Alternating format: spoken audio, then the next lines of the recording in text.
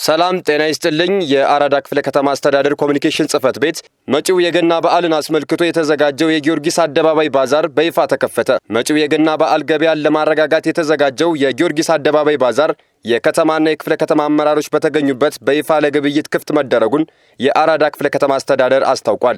በከንቲባ ማዕረግ የአዲስ አበባ ከተማ አስተዳደር ፋይናንስ ቢሮ ኃላፊ አቶ አብዱልቃድር ሬድዋን መጪው የገና በዓልን አስመልክቶ አምራች ሻጭና ሸማች የህብረተሰብ ክፍሎችን ለመጥቀም የተዘጋጀ ባዛር መሆኑን ተናግረዋል።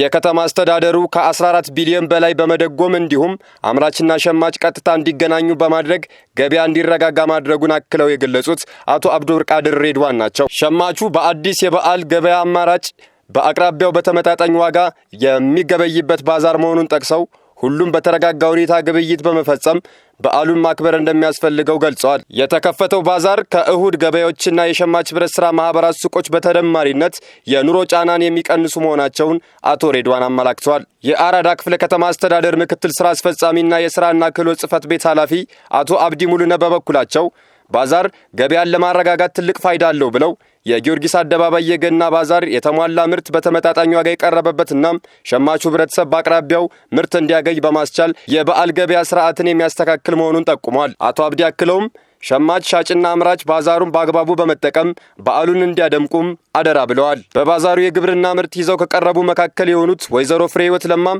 ሸማቹ በአቅራቢያው የፈለጉትን ጥራት ያለው የግብርና ምርት በቅናሽ ዋጋ ይዘው መቅረባቸውን ነግረውናል። ሸማቹ ህብረተሰብ የቀረቡ የሸማች የግብርናና ኢንዱስትሪ ምርቶችን በወረፋ እየገዙም ይገኛሉ።